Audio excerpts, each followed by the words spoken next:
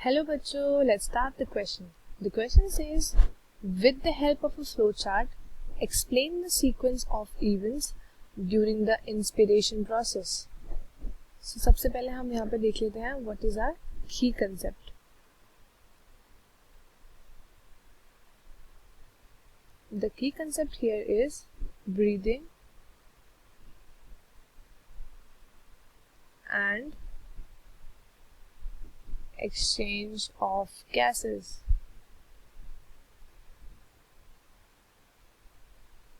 सबसे पहले ब्रीदिंग क्या होता है? सांस अंदर बाहर लेना. ठीक है, तो इसमें दो स्टेजेस होती हैं ब्रीदिंग के अंदर. कौन कौन सी दो स्टेजेस हैं वो? सबसे पहले वो देख लेते हैं. सबसे पहली स्टेज का नाम क्या है? सबसे पहली स्टेज का नाम है इंस्पायरेशन. ठीक है, और दूसरी स्टेज का क्या नाम है? एक्सपायरेशन. एक का नाम है इंस्पायरेशन, दूसरे का नाम है एक्सपायरेशन. इंस्पायरेशन में क्या होता है? इंस्पायरेशन मतलब एयर जो हमने अंदर लिया, एयर ड्रॉन इन. ठीक है, और एक्सपायरेशन का क्या होता है? Air released out. ठीक है, एयर रिलीज्ड आउट. इसका इंस्पायरेशन का मतलब है एयर ड्रॉन इन और एक्सपीरेशन का मतलब है एयर ड्रॉन आउट. ठीक है, तो जो मूवमेंट होता है एयर का inside and out of the lungs, वो किसके वजह से होता है? ठीक है, रीजन क्या है, मतलब क्या रीजन है जिसकी वजह से ऐसा होता है? तो हम यहाँ रीजन देख लेते हैं. रीजन बेसिकली क्या है? वो है प्रेशर ग्रेडियंट. ठीक है, प्रेशर ग्रेडियंट. अगर प्रेशर ऊपर नीचे होगा तभी तो एयर का मूवमेंट होता है ना. प्रेशर ग्रेडियंट जो आपके लंग्स और एटमॉस्फेयर के बीच में होता है उसको हम बोलते हैं प्रेशर ग्रेडियंट. ठीक है, अब जब हम चीज़ों को इंस्पायर करते हैं, मतलब जब हम इंस्पिरेशन प्रोसेस जब हमारा चालू होता है तब प्रोसेस कैसा रहता है? तो जब हमारा इंस्पिरेशन होता है तब क्या होता है? प्रेशर कम होता है. ठीक है, प्रेशर क्या होता है? Pressure is less. कहाँ का प्रेशर लेस होता है? हमारी जो बॉडी है उसका प्रेशर लेस होता है. किससे लेस होता है? Then atmospheric pressure. ठीक है, और जब हम एक्सपीरेशन की बात करते हैं तब इसमें क्या होता है? जो प्रेशर होता है वो बाहर का ज्यादा होता है, अंदर का ज्यादा होता है और बाहर का कम होता है. ठीक है, तो इसमें क्या होता है? प्रेशर हाई कहाँ पे होगा? प्रेशर हाई होगा हमारी बॉडी का. ठीक है, high in lungs, then atmospheric pressure. ठीक है, अब ग्रेडियंट, प्रेशर ग्रेडियंट किसकी वजह से होता है तो ये भी देख लेते हैं. तो प्रेशर ग्रेडियंट होता है आपके डायफ्राम की वजह से.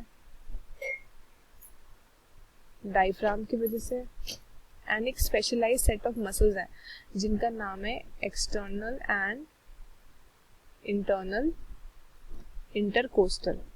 ठीक है, इंटरनल एंड एक्सटर्नल इंटरकोस्टल. ठीक है, ये कहाँ पे प्रेजेंट होती है? ये बिटवीन रिब्स प्रेजेंट होती है.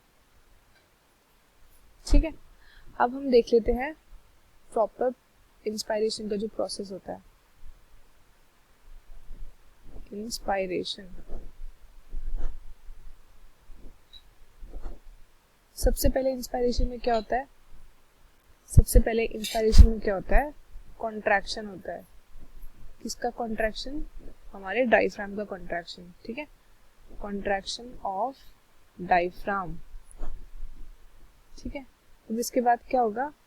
डायफ्राम का कॉन्ट्रैक्शन क्यों हुआ? ये ना स्पेस इंक्रीज कर देता है, मतलब बॉडी के अंदर जो हमारी थोरैसिक कैविटी है उसके अंदर स्पेस इंक्रीज कर देता है, जिससे क्या होती है? मैक्सिमम एयर अंदर आ सकती है.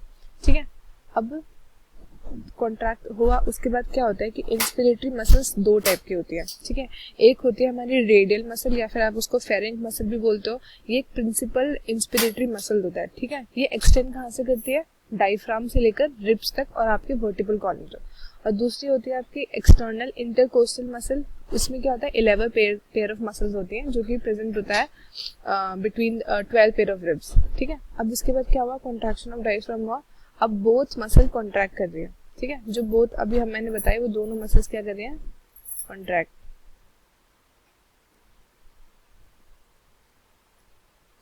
दोनों मसल्स ने कॉन्ट्रैक्ट करा और उसके बाद इससे क्या रीजन हुआ, इसके बाद हुआ कि आपकी थोरैसिक कैविटी में क्या आ गया, इंक्रीज आ गया। अब उसके बाद फिर क्या हुआ, बोथ मसल्स कॉन्ट्रैक्ट हुई। अब इसने क्या करा, दिस एक्सपैंडेड द लंग, ठीक है, लंग्स क्या हुए, एक्सपैंड हुए, दिस एक्सपैंडेड द लंग्स, ठीक है। और इसने क्या डिक्रीज करा, इसने डिक्रीज करा आपका pulmonary pressure, inter pulmonary pressure, ठीक है, decrease the inter pulmonary pressure, inter pulmonary pressure, ठीक है। अब इसके बाद क्या हुआ, अब आपकी फ्रेश एयर कहाँ से आई, फ्रेश एयर आपकी इनसाइड से आउटसाइड से इनसाइड आई, ठीक है, फ्रेश एयर आपकी बाहर से अंदर आ गई, सीधा कहाँ पे आई, रशेस इनटू द लंग्स, सीधा आपके लंग्स में आई, ठीक है, और लंग्स में कहाँ से आई, थ्रू रेस्पिरेटरी ट्रैक्ट, ठीक है। अब इस प्रोसेस को हम क्या बोलते हैं, this process is known as inspiration, ठीक है, इस प्रोसेस को हम क्या बोलते हैं, इंस्पिरेशन।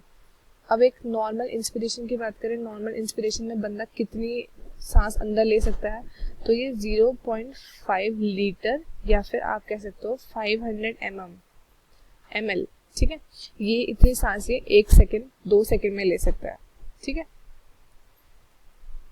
अब एक्सचेंज ऑफ गैसेस किसकी वजह से होती है, O2 आपका जो एयर में है वो अंदर गया और CO2 जो आपका ब्लड में था वो कहाँ से आया, एल्वुलाई उसको लेके आई, तो फिर वो इसके बाद एक प्रोसीजर आता है, उसको हम बोलते हैं एक्सपिरेशन, ठीक है। जैसे इंस्पिरेशन में हमने सांस अंदर ली, वैसे एक्सपिरेशन में हम सांस बाहर छोड़ेंगे, ठीक है। आई होप आपको ये क्वेश्चन अच्छे से समझ में आया होगा। All the best and thank you.